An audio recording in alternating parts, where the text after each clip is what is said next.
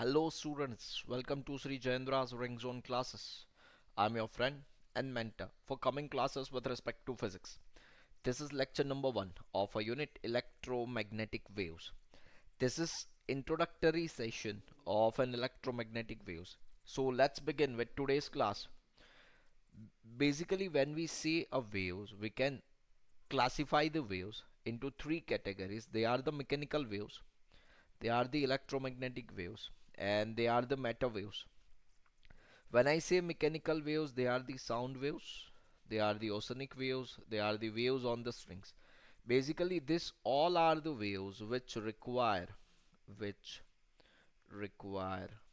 medium to propagate themselves. So when they travel from one place to another, or when they transfer energy from one place to another, they require a medium, and these waves are known as the mechanical waves. Second is the electromagnetic waves, which are the light waves or UV rays or X-rays. These are the waves does not require which does not require any medium to travel.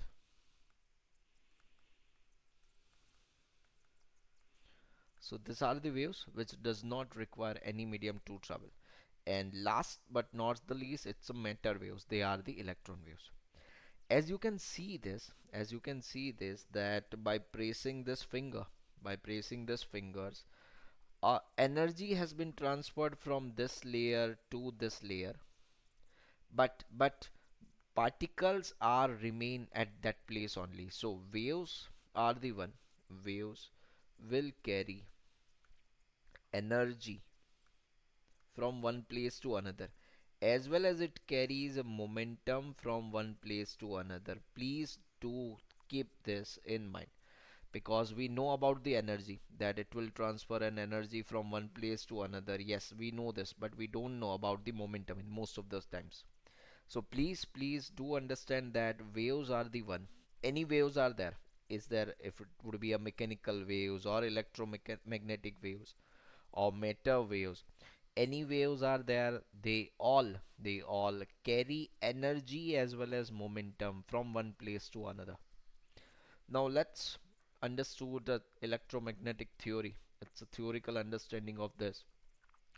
Coulomb's law and Gauss law explains the electric fields and electric forces, while the Ampere's law and the Faraday's law explained us magnetic field and magnetic forces. So this both the laws, or this both the theories, were verified in many experiments. Now what happened is Maxwell has formulated electromagnetic theory, and according to which accelerated charge can set up a magnetic field in its neighborhood. That means if a charge is accelerating, it can create a magnetic field in its nearby region. If this happens, from this Maxwell has predicted certain equations, and that predictions can say that there exists an EM waves, which we call as an electromagnetic waves. And who will produce this? That the time varying electric and magnetic field propagate in the space, and speed of this waves turned out to be close to the speed of light. That means 3 into 10 to the power 8 meter per second. It's a remarkable conclusion that even light is an electromagnetic waves. This all are the predictions from the Maxwell's equation, which Maxwell has given. And even Hertz performed an experiment, and he experimentally demonstrated that the existence of EM waves and its technological use by Marconi. Marconi has used it technologically to use to communication, and now we understand what biggest achievement it was to use this EM waves in the communication. Today, if you understand, or if you see, all the communications, all wireless communication are based on this waves only. Whether we talk about the internet, or whether we talk about the internet through any path, it would be a wireless path. And if we talk about the Wi-Fi, or if we talk about the communication, that means a mobile communication, or something like that. All this all this are possible because this electromagnetic waves.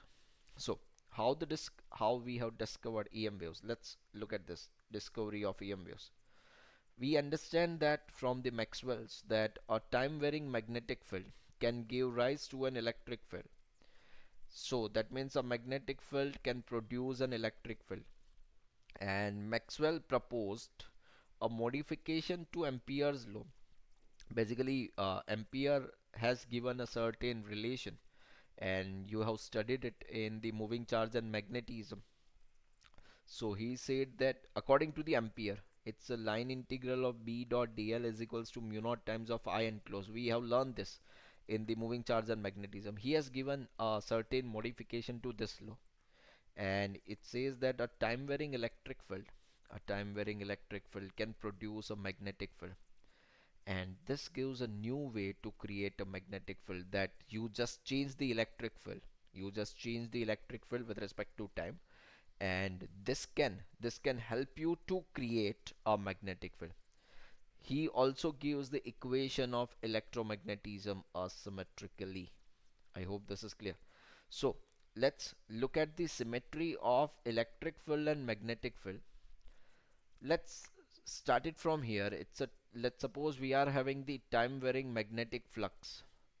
If we are having a time varying magnetic flux, we have seen this in the EMI, electromagnetic induction, that according to the Faraday's law, we can have a time varying magnetic field B. If I am having the time varying magnetic field E, from this I can have a time varying electric flux E. If I am having the time varying electric flux phi, then I can have, according to the Ampere's law, time varying electric field E. And if I am having the time varying electric field, then I can have the time varying magnetic flux phi. I hope this is clear. You understand this. So if you are having any of this, that means let's say you are having the flux, according again that flux is varying with time, then according to the Faraday's law, we can have the time varying magnetic field B. If I am having magnetic field B, I can have the electric flux phi. If I am having the electric field, or I am having the time varying electric flux phi, then I can have time varying electric field E. And if I am having the E, I am having the phi. So this is how a symmetrical situation of E and B is. And one more thing is, before this, people understand that there is one world which represents the electric field, electric charges, electric forces, and everything about the electric. People even at that time understand that there is another world, that is the magnetic field, a magnetic charge, and magnetic force, and everything. But people don't know that these two worlds are interrelated with each other, and this is what EM waves is all about. I hope you understand this. That people always consider these two fields as the individual one and never treated them simultaneously in a same wave. EM waves has does this, that with any of this you can produce the another one. Great, we are going to discuss about that also. But first, let's look at the certain quick questions. Blanks are the electromagnetic waves. Sound waves? No, because they are the mechanical waves. They require medium to travel. Light waves? Yes. UV rays? Yes. So this both B and C are the electromagnetic waves. Next, a time varying magnetic field can give a rise to an, yes, magnetic time varying magnetic field cannot produce a magnetic field. It cannot produce a gravitational field. Yes, it can produce the electric field. So the time varying magnetic field can produce an electric field. I hope this is clear. Now let's look at the displacement current and Ampere's circuital law. So first let's look that what is Ampere's circuital law. According to this law, this law, the line integral of magnetic field along any closed path or circuit is mu naught times the total current passing through the cold circuit. and we can say it's again a closed path every time, but it could be written as line integral of b dl. This is equals to mu naught I. We generally call this as a mu naught times of I enclosed. So when a time varying current is applied to a condenser, we call it capacitor, there is a flow of electricity. So there must be a magnetic field created between the plates of the capacitor. I hope this is clear. But what Maxwell observed is that he observed that the Ampere circuital law cannot be applied between the plates of the capacitor as in the case of a conductor. So if it was the case of a conductor, that means let's suppose a circuit is connected and current has been passed through this, then you can apply Ampere circuital law for sure. But when the situation is that, let's suppose this is the first plate of the capacitor, this is the second plate of the capacitor. As you can see, this is the first plate and this is the second plate of the capacitor. And if I assume any symmetrical, if I assume any Ampere circuital loop over here, then there could be certain variations. That is what he looked for, that why this variation occurs. So Maxwell explained that Ampere's law is valid only for steady current, or when the electric field does not change with the time. So if electric field is changing with time, you cannot apply Ampere circuital law. So to remove this inconsistency, he suggested that we must add one more current, that is what we call as a displacement current. I hope this is clear. So consider a parallel plate capacitor is being charged by a battery, and the situation is something like this. Let's suppose this is the uncharged capacitor. This is the uncharged capacitor, and this capacitor is being charged by the battery. Now, what happens is that charge will start depositing over here. This will be the, let's say, positive charge, this will be the negative charge. Now, if I understand that, what would be the electric field between two plates? It's electric field between two plates. That is the E is equals to, we call it, it's a sigma by E naught. And while I say sigma, it's a Q by A into E naught. This is what we learn in the first unit, electric charges and fields. As you understand that, as this charge start depositing on it, initially only one charge would be there, then another charge would arrive, then one more charge, then one more charge, and onwards. So basically Q is increasing, and if Q starts increasing itself, that means electric field too increases. So if charges increases, electric field too increases. And if electric field increases, if there is an increment in the electric field, that means E is keep on changing. If E is changing, that means flux is changing, because flux is equals to E dot A. And if flux is changing, he suggested that Ampere's law could not be applied because field is changing with time. I hope you understand why I require a one more current, that is what we call as a displacement current. Do you understand that? Do you understand this? Are you sure? Let's look at this one more time with certain good illusions. That, let's suppose I am applying Ampere's laws for two loops, which are the loop 1 and loop 2, and it would be, the situation would be something like that integration of I1 bdl should be is equals to mu naught I, but integration of I2 bdl is equals to mu naught I, because what I have applied is that, let's suppose this is the first loop and this is the second loop. If I have applied at this, that we understand that between the plates of the capacitor, what is the amount of current that is passing? I should say I equals to 0 would be here, as soon as we know. So the problem arises from here. There's, at this point it would be a 0, but at this point a current has been passing through it, it's a mu naught into I. So current is 0, That is for sure. But practically it has been observed. Practically it has been observed that there is a magnetic field between the plates. And as there is a magnetic field between the plates, Ampere's law fails here. So we need to introduce one more current, that is what we call as a displacement current. I hope you understand the requirement of this, that why we that means why Maxwell has introduced this. So let's understand what displacement current is numerically. It's a displacement current. So Maxwell introduced it that it is a current. It is a current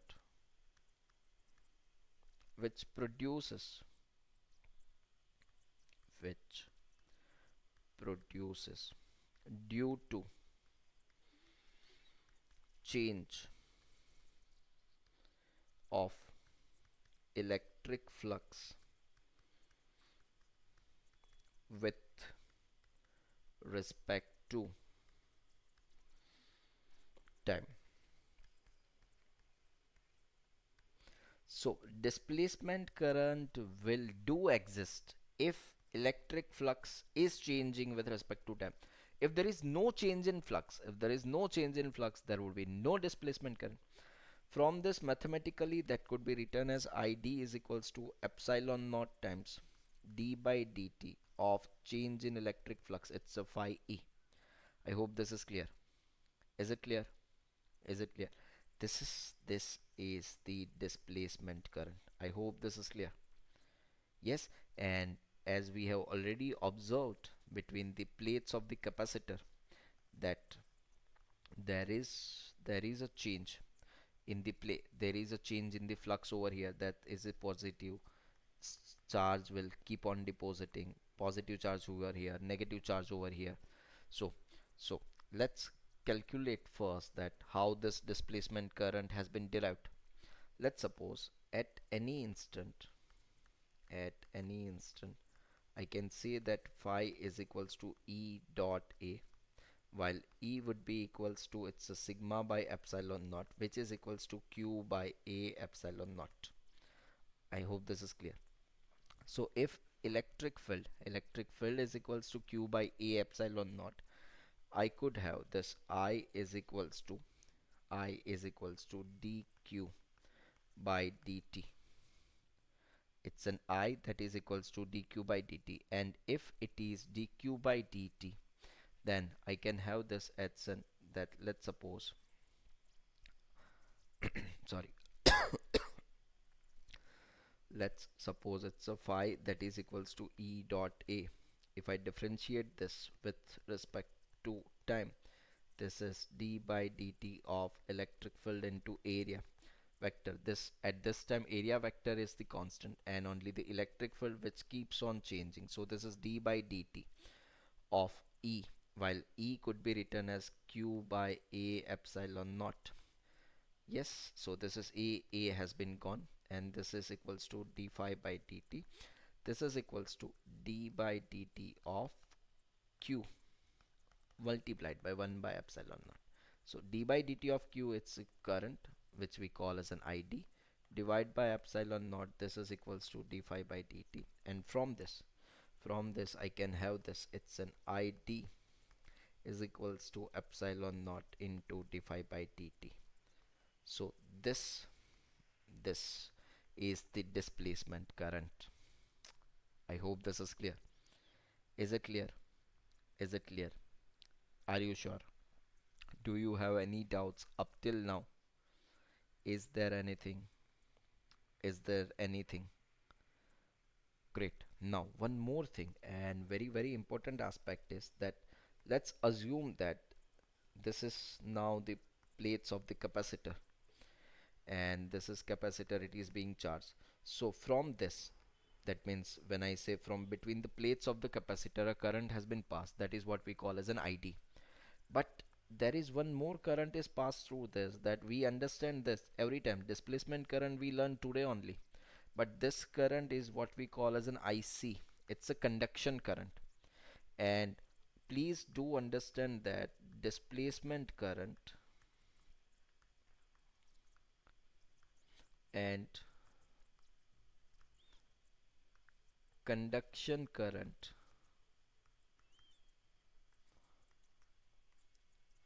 will be always equal. This displacement current and conduction current will be always equal. They would be same every time, each time. We can say that ID is equals to IC. I hope this is clear. Displacement current and conduction current will be always equal. So where wire is there, where wire is there, IC will flow, and where flux is changing with time,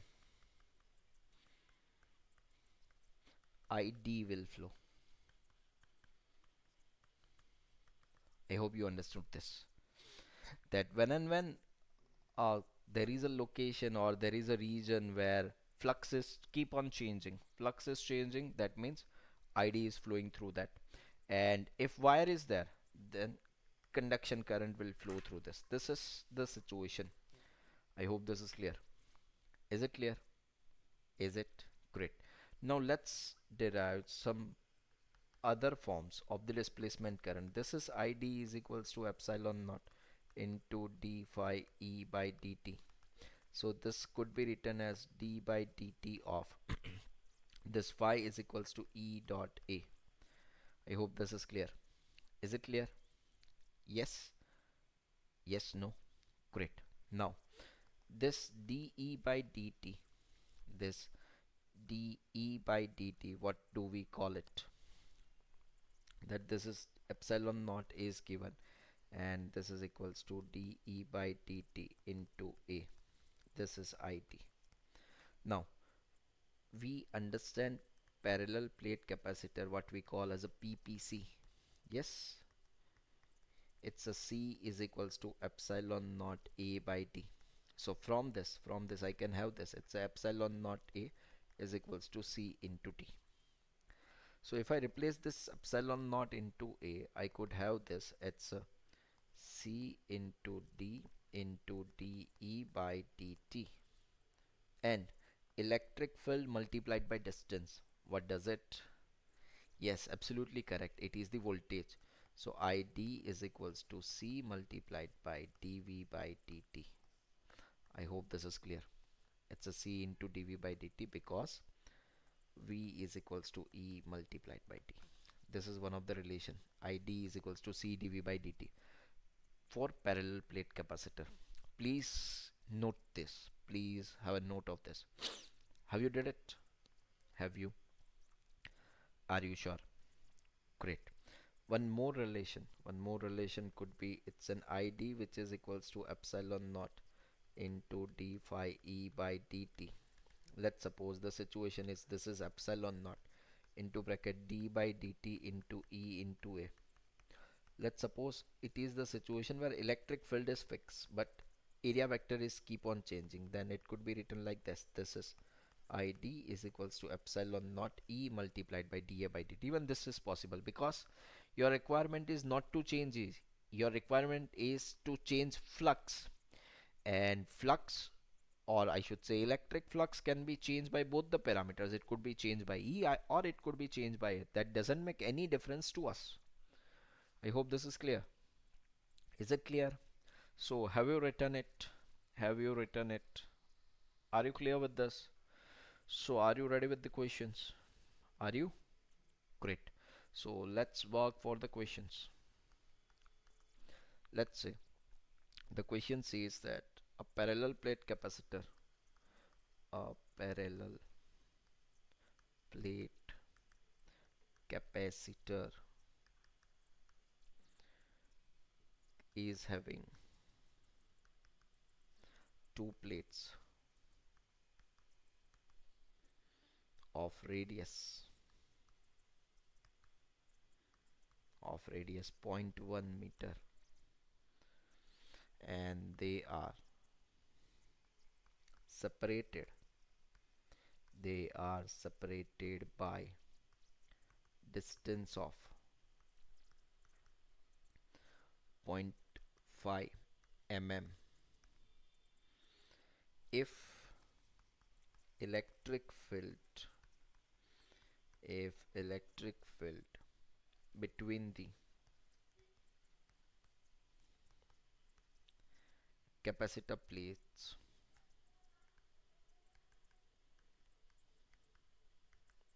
changes as 5 into 10 to the power 13 volt per meter into second.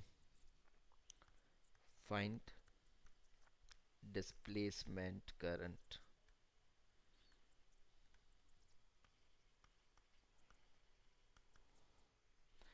So what all data they have given? They say the parallel plate capacitor is there and it is having a two plates, and the radius of this plates is 0.1 meter. So this is given. The separation between two plates, which we call as a d, it's a zero point 0.5 mm. This is given. And one more thing, they have given that it's a dE by dt, that is 5 into 10 to the power 13 volt per meter into second. This is given. What I want a displacement current. How will I do this? So what I understand is the displacement current, it's a epsilon naught into d phi by dt. While I do this, it's a d by dt of electric field dot product with the area vector. So this is equals to epsilon naught into a into dE by dt.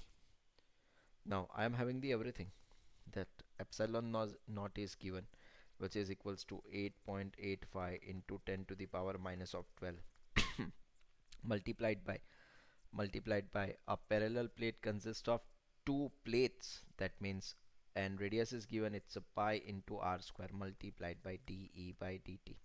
So let's replace the value and get the answer done. It's an ID would be equals to 8.85 into 10 to the power minus of 12 multiplied by pi, it's 3.14 multiplied by r square. The radius of the plate is 0.1 meter, it's a zero point 0.1 whole square multiplied by d by dt, which is equals to 5 into 10 to the power 13. Get it done and solve this, you will find it's a 13.9 ampere. I hope this is clear. Is it clear? Is it? Do you understand this? Have you? Great. Let's work for the next question. Suppose the question said that potential difference if potential difference between two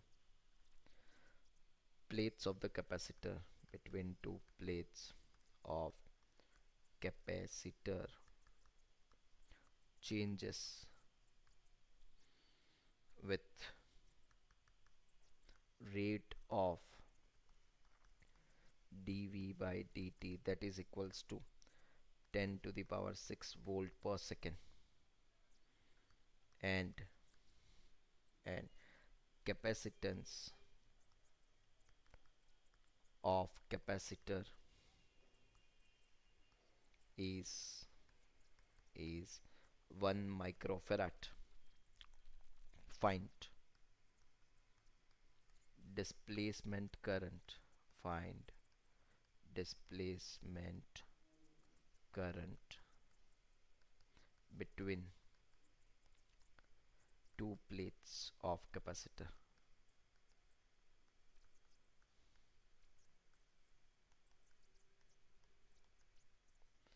You need to find the displacement current between two plates of the capacitor. How will you do this? What could be done? What do you understand by this? So what we have given is that we have been provided with the capacitance, it's 1 microfarad, which is equals to 1 into 10 to the power minus of 6 farad. We have been given dV by dt, this is dV by dt, which is equals to 10 to the power 6 volt per second, I need to find out the displacement current between the two plates. ID is required. How will I do this? So, according to me, it's an ID which is equals to epsilon naught into d phi by dt, and this is equals to d by dt of E dot A, and epsilon naught into A, this is the C into D multiplied by dE by dt. From this D into d by dt can form a dV by dt for me. So this is the displacement current. What we call ID is equals to C into dV by dt. If this is displacement current, then I could write it's a C, which is equals to 1 microfarad. It's a 1 into 10 to the power minus of 6 multiplied by dV by dt, which is equals to 10 to the power 6. So this is equals to this has gone, it's a 1 ampere. I hope this is clear. Is it clear? Is it? Are you sure? Are you? Do you have any doubts up till now? Is there anything? No? Let's work for the next question. One of the circuit has given, and they have given the circuit something like this. This is E, this is capacitor. They said a 3 ampere current has been passed through this. They want to find displacement current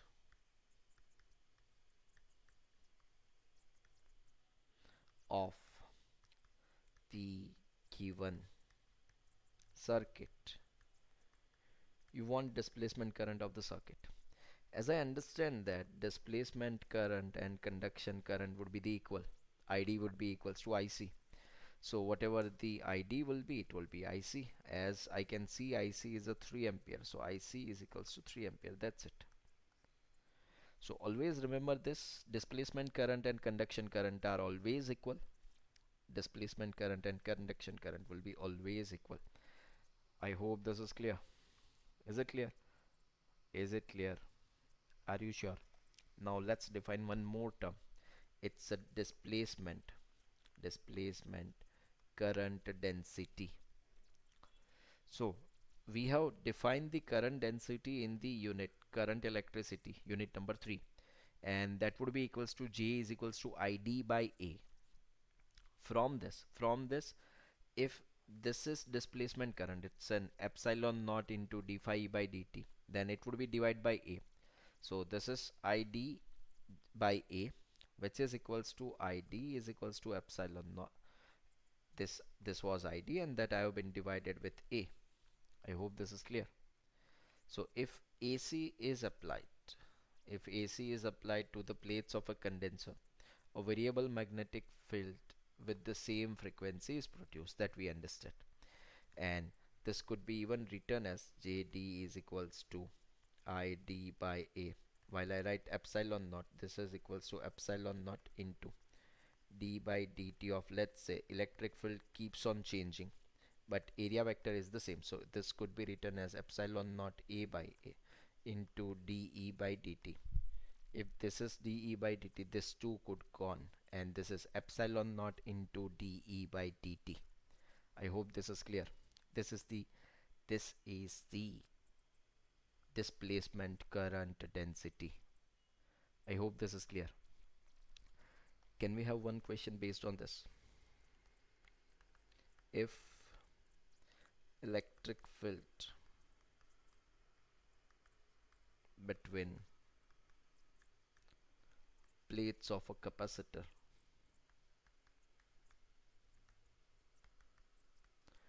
keeps on varying with E is equals to E naught into T, find displacement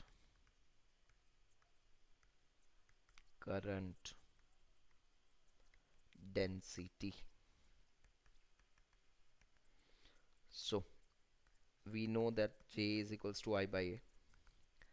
This is 1 by A into this is epsilon naught into d by dt of phi E.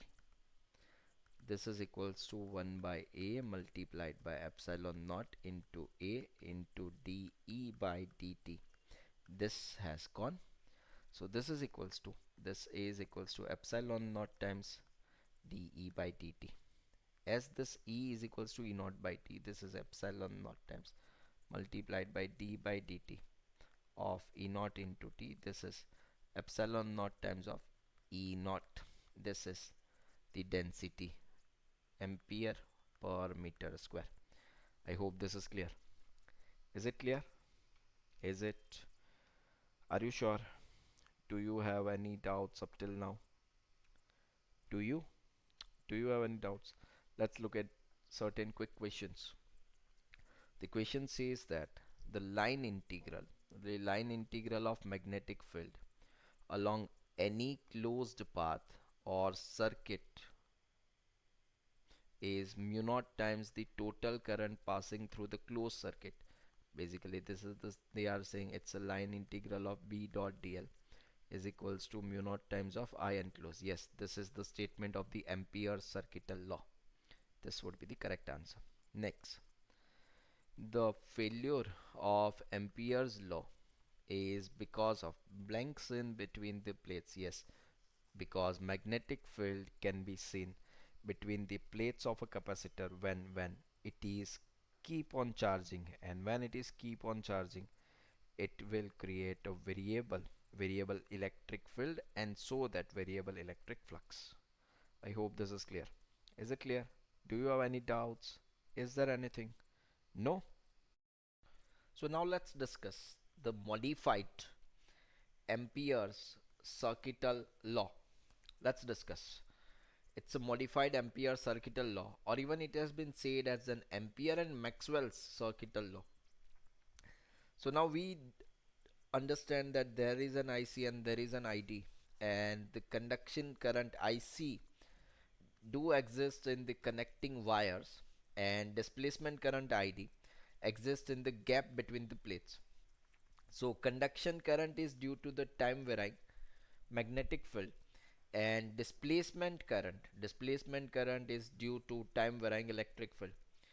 Hence modified form of the law could be written as follows, that it is the line integral of B dl, that would be equals to mu naught times of IC plus ID, or if I replace the value of ID, then it could be written as this is line integral of B dl, that would be equals to mu naught times of IC plus epsilon naught times of d by dt of phi e.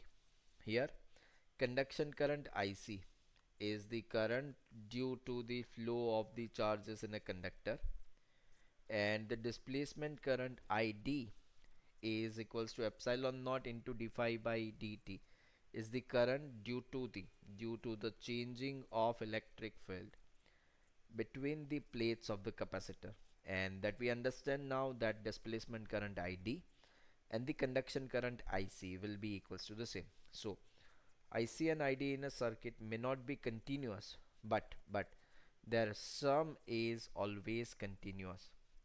I hope this is clear. Is it clear? Let's look at certain quick questions. First question, it says that conduction current is due to time varying magnetic field, and displacement current, yes, displacement current is due to time varying electric field. Next, displacement current will be equals to the conduction current, ID will be equals to IC always. I hope this is clear. Now let's discuss Maxwell's equation, which create whole the EM waves and electromagnetic waves. So these are the very important, even on the exam point of view. Please keep this in mind. These relations are going to be asked in your competitive examinations. Please have a look at this. So Maxwell's equations are related to the electric and magnetic field vectors E and B and their sources, which are the electric charges and the currents.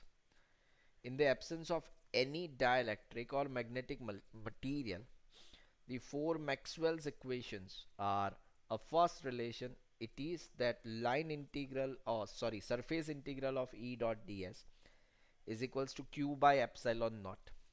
This equation is known as the Gauss's law of electrostatic with the usual notations. It This relation establishes a relation between the net charge enclosed in a closed vessel. Have you remembered this? We used to call this as this is equals to Q enclosed divided by epsilon naught. So it gives us the relation between the net charge enclosed in a closed volume to the total electric flux associated with its surface area. This is surface integral. Same way, a second relation is surface integral of B dot ds is equals to 0, and this equations can be considered as the Gauss's law of the magnetism. So basically here derived two laws and here merge it. The right hand side of the above equation confirms that the equal number of magnetic lines of force enter and leave a certain volume as they are the closed curves. It also shows that isolated magnetic monopoles does not exist. A third relation, it's a line integral of E dot dl which is equals to minus of d phi b by dt, and this equation is known as the Faraday's law of electromagnetic induction. This law also says that time varying magnetic field induces an electric field, which this relates the magnetic field induced due to the change in electric flux as well, so as to current due to the flow of the charges. So this was the rule. It's a minus of line integral, it's a line integral of E dl is equals to minus of d phi b by dt. It is basically the induced electric field, and from this uh, it could be a second relation like this only. It's a line integral of B dot dl is equals to mu naught times of IC plus ID, which we call as the modified Ampere's law, or we call as an Ampere Maxwell law. So this above four equations are known as the Maxwell's equation. I hope this is clear. Is it clear? Is it clear? Are you sure? So let's have a look at the summarized theory and summary questions. It's a line integral of B ds is equals to 0 is known as the, yes, this is the Gauss's law for magnetism. Next question, it's a surface integral of E dot ds which should be equals to Q by epsilon naught is known as, it's a Gauss law for electricity. If it was for Gauss law of magnetism that we have learned in the last question, it's a surface integral of B dot ds is equals to 0, and this is the line integral of E dl which is equals to minus of d phi b by dt is known as Faraday's law of electromagnetic induction. And same relation, it is a line integral of B dot dl is equals to mu naught times of IC plus ID. It's a Ampere and Maxwell's law, or modified form of an Ampere's law. I hope this everything is clear. Is it clear? Is it? Great. So let's wind up this session over here. This was all about the introduction to electromagnetic waves, as well as we have discussed a very important concept of this topic which we call as a displacement current. Please do questions based on the displacement current, and please go through once the EM waves theory from the NCRT textbooks too. Please refer it. This is a theoretical unit, but having a capability to produce at least one question in your examinations. Thank you. Have a good day. Take care. Bye bye.